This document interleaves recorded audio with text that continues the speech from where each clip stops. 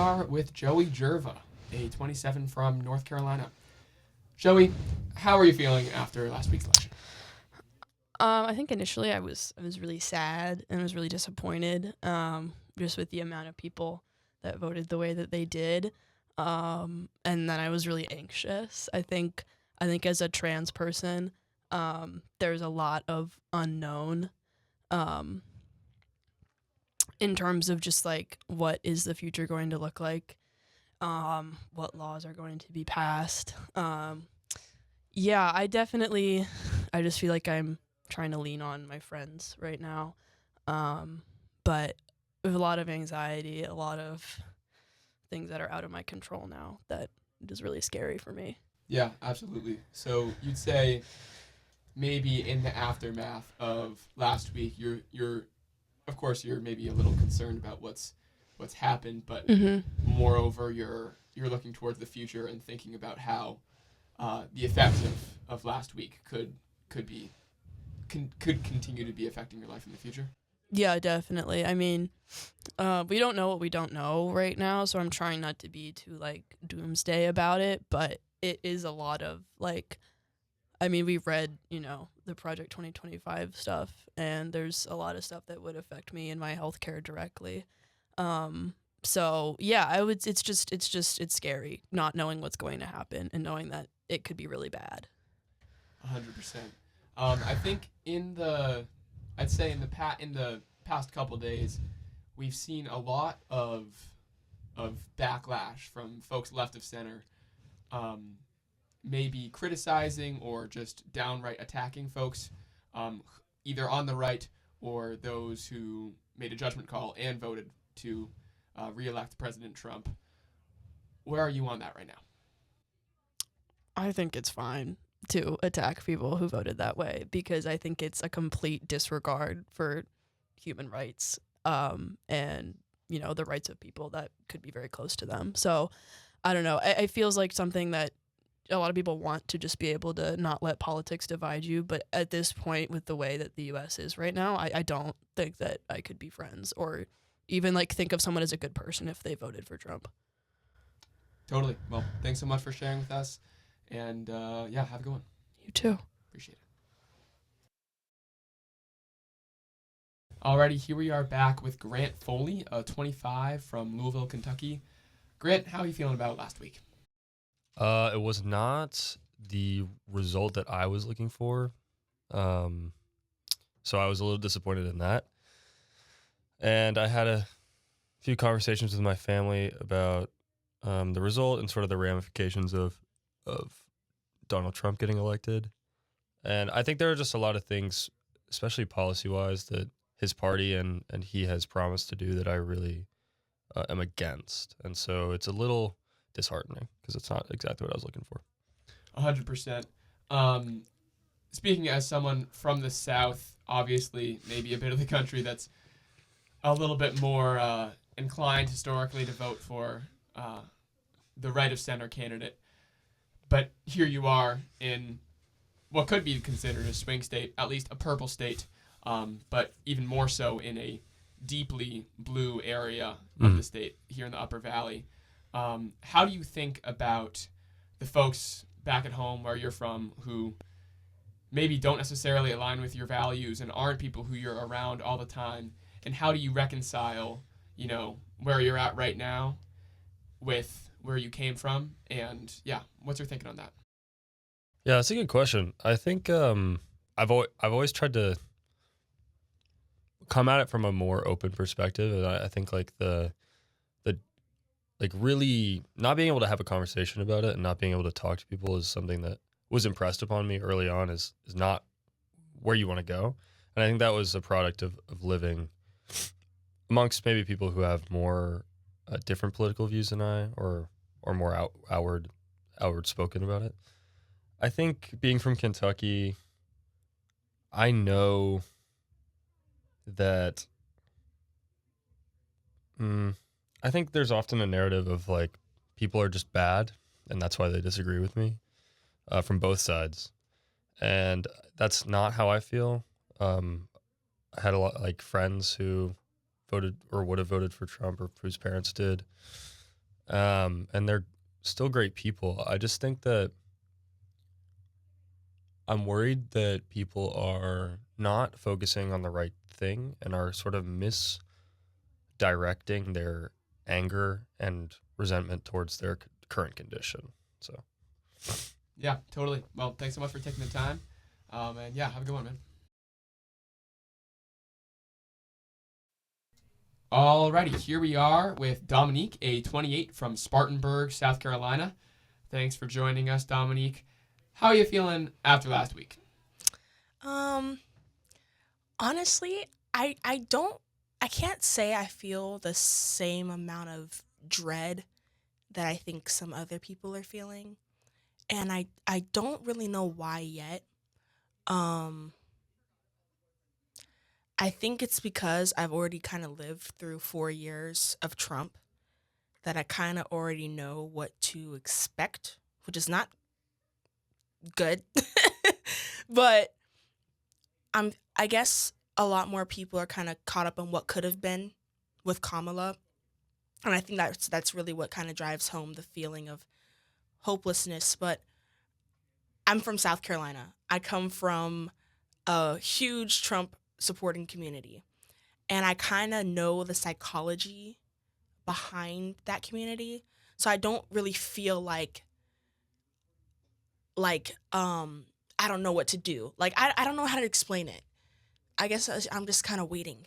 That's what I'm feeling. I'm waiting. Yeah, that's totally fair. So I mean, there's definitely been kind of a, I think it would be fair to call it a Democratic freakout over the past week about maybe the norm busting, the Democratic backsliding that we could be, you know, looking at in the next couple of years.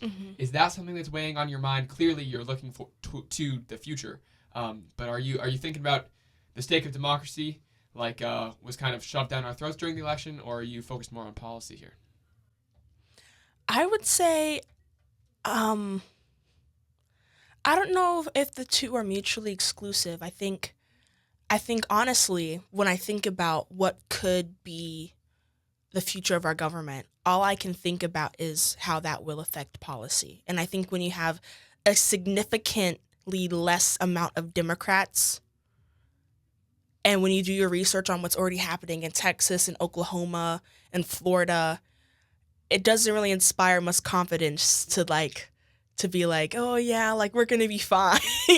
But in that case, all I can do is really wait, because I I feel like there's a lot of stuff we still don't know about. I feel like there's a lot of fear being spread around, and I think that a lot of people are, I guess, trying to put a blame on something or someone before we really kind of sit down and look at the facts. Totally. In one word, how are you feeling about the next 4 years?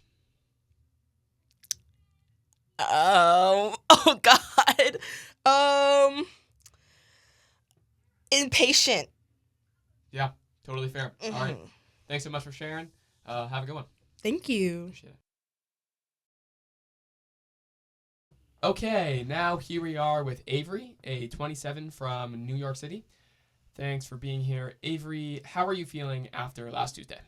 I mean, you know, I could be better. I think this wasn't necessarily my favorite outcome. And I think I've just been thinking a lot about how to put together my experience of like politics and how I have constructed my like political worldview and the way that I see the country and how things should be, etc., with what is clearly the sort of decision of the people, so to speak. That if one party has kind of so decisively won, like the popular vote in the House and the Senate, etc., then that means that clearly there is something in the way that I see the world that is not meshing necessarily with what the rest of the country is thinking, and I think I had less of a sense of it than I thought I did.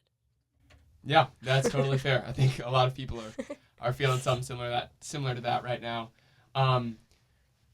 Going forward, would you say that your main maybe concern or sense of whiplash is about maybe the fate of our actual democracy here in the U.S., or are you thinking maybe a little bit more of the policy outcomes that could be coming down the pike from the second Trump administration? I think it's definitely bits of both. I think the democracy issue definitely feels really existential.